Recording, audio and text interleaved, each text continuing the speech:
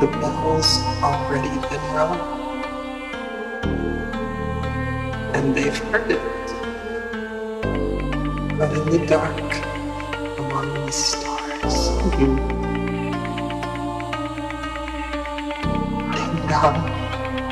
that God is dead. Yeah. So now let me change from a lyric to spit. Just like we didn't change Snyder's vision to shit. This man has no clue about DC Comics. And man, what the hell was with Superman's lit? I can't even watch it, it's such a disgrace. I really wish Supes would punch Joss in the face. Should have been the safe space for the actors and crewings that you should talk. What's up, all my DC and Snyderverse fam?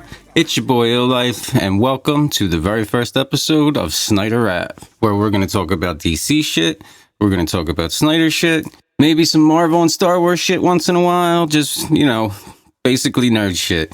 And I might throw in shit about my music once in a while. You know, as a lot of you know, I am a rapper and producer as well. I've been doing it for years.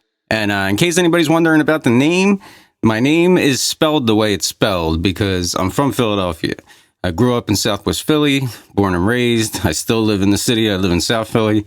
And, you know, I went through a lot of ill shit in my life. I went through addiction. I went through just growing up in the hood and shit like that. And like, you know, one day, like 20 something years ago, when I first started rapping, I was sitting there thinking of a name and writing shit down. And I wrote the word Ill Life, and my homie was like, yo, what if you spelled it like this and like used the letters of the word Philly to spell it? And hence Ill Life was born. Like, so that's, if you look at the word, the way I spell it, take the PH from the end of it and put it onto the front, it spells Philly. It's like I just switched the letters of Philly around. So anyway, to the show at hand. I wanted my first video to be a theory vid. That's what we're going for here. It's a theory I've had for a while that I've talked about in some other people's streams, comments, and things like that. The theory is basically that I believe that Robin's death in the Snyderverse is tied to, yes, obviously, we know Jared Leto's Joker killed him. But I also think it's tied to Deathstroke and Lex Luthor, and that this villain arc was going to tie through all the movies and come full evolution in the Batfleck series movie, whatever it's going to be, hopefully. So let's get into it. Let's just start out with this, okay? What I think is that, yes, Jared Leto's Joker killed Robin, okay? Killed Dick Grayson.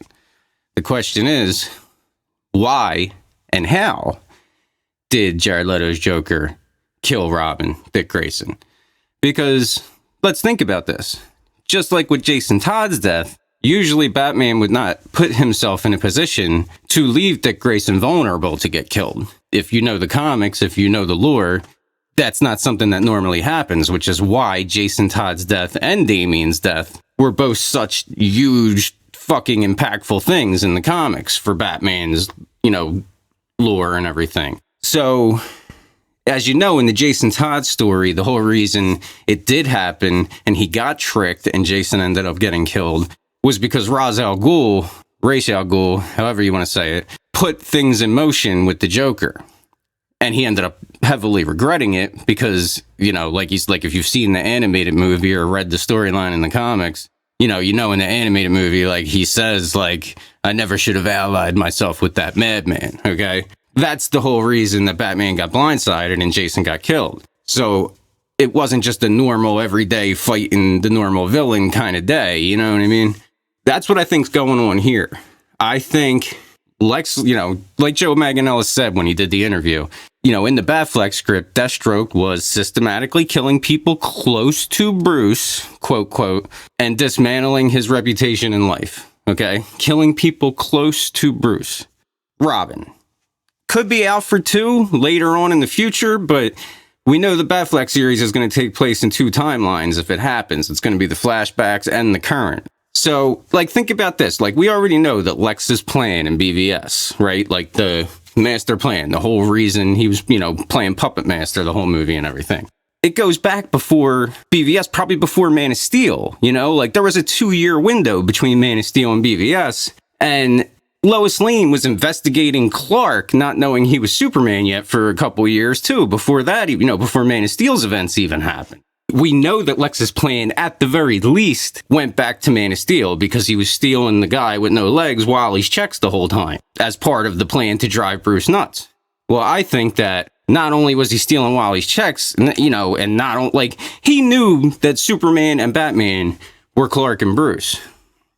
And I think that's because he had a plan going on for years, even before Man of Steel.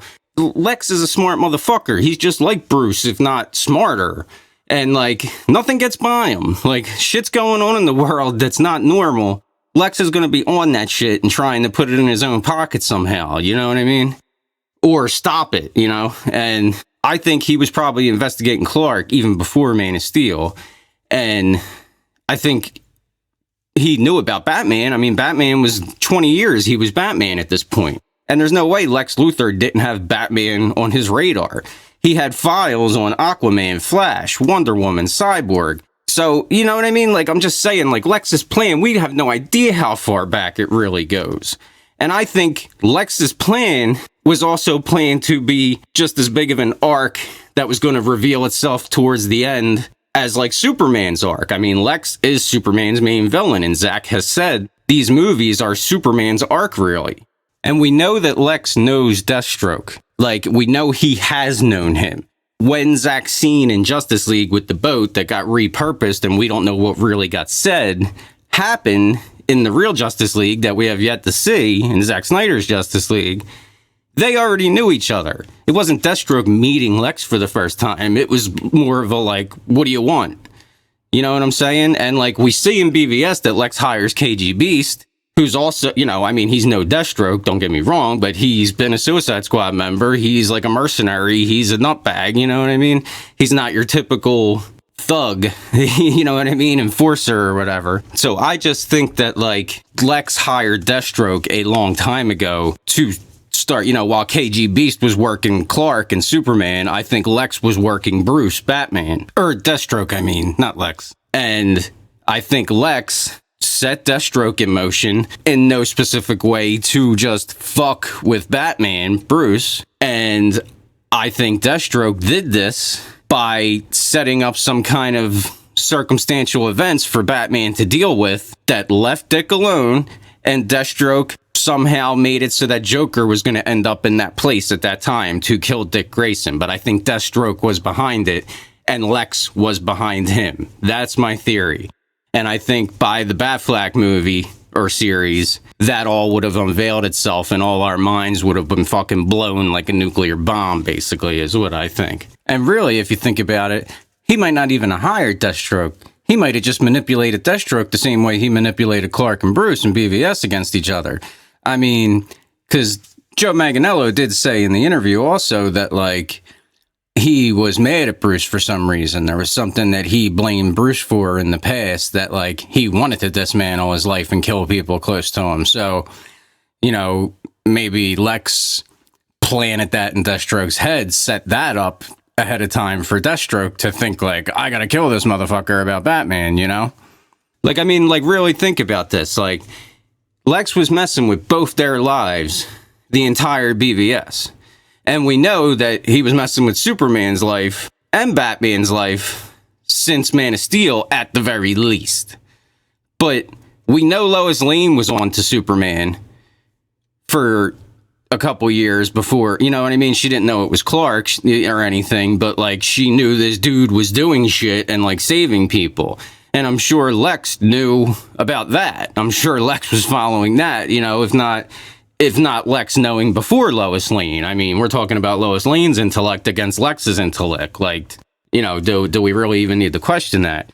And, I mean, like I said, he was stealing the guy Wally's checks for the whole entire 2 years in between Man of Steel and BVS leading up to those events. And another thing, too, if you think about it, is the whole you let your family die thing. He writes that letter specifically, like, you know he's referencing Robin. Like, Lex is referencing Robin. Deathstroke might have even delivered those letters and been the one that wrote on them, not actually Lex. You know what I mean? And then when they're on the rooftop, Lex and Superman, that specific letter out of all the letters he sent is the one that he chooses to quote. When he says, it didn't take much to push him over the edge. you let your family die. Like, he says that line, you know? Like, I just think, if you think about the way Zach plans things and makes movies, I've been thinking this in my head for a long time, and I've, like, wanted to get it out there and see what people think or if anyone agrees with me. But I just think in the Batfleck series, it was really going to tie all this together, and you were going to see the flashbacks and maybe even see Deathstroke behind the scenes, you know, and then see Deathstroke and Lex, because, you know what I mean? I just think, like, and now the more information that keeps coming out, if it's all true about the Batfleck series, I feel like keeps pointing to the fact that, like, I might be right about this. So I wanted to get this out here and, you know, make this the first episode. So please like, subscribe, and let me know what you think in the comments. I would definitely respond. I will definitely talk about it. Usually I spend half my day talking in other people's comments and everything, so I'd love to be talking to people in my own. That'd be pretty fucking cool. Please, if you're into rap, hip-hop, trap, whatever, I'd even say I throw a little alternative in there, like synthwave and shit too, but, you know, just basically if you're a music fan and you want to, please check out my music too. It's all on the same channel. A lot of the stuff isn't in my videos. It's on the homepage because my distributor puts my music out. I don't actually upload most of it to YouTube myself, only like the Snyder Cut song and a couple other songs. Oh yeah, and then if any of you don't know, I'm also the person that did the Snyder Cut song that you heard playing on the intro, and you'll hear again playing on the outro of the show. If you want to check that out, it's an actual, like, rap song that I put together, that I made the beat out of Beautiful Lie, which took a while to learn. That was a pain in the ass. But yeah, I hope everybody dug this. And please, like I said, please help me out, like and subscribe if you did like it. And let me know your opinion on the theory, if you think I'm right, if you think I'm wrong. Maybe if there's pieces of what I said that you agree with, or, you know, whatever. Just, I'd be happy to hear from you guys, so hit me up, let me know. You can also find me on Twitter at ILLYPH, IL_LYPH. You can find me on Instagram at ILLYPH, or at my production company / indie label, Rackstack Music, and on Vero at ILLYPH also. Fucking A, the Snyder Cut. We all been fighting for 3 years and we're getting it. That's fucking awesome. So hashtag Zack Snyder's Justice League. Hashtag I subbed for the Snyder Cut, HBO Max. So peace out, everybody. Have a good one. Thanks for stopping by SNYDER AVE.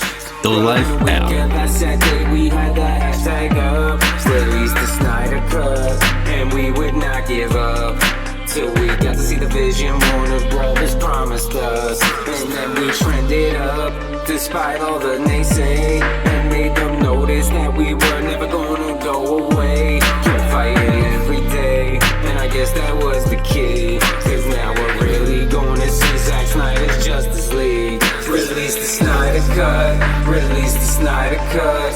It was the Justice League, and you douchebags fucked it up. Release the Snyder Cut, release the Snyder Cut. Why did you chop it up and make it fucking suck? Now we're getting Zack JL, now we're getting Zack JL, and all the naysayers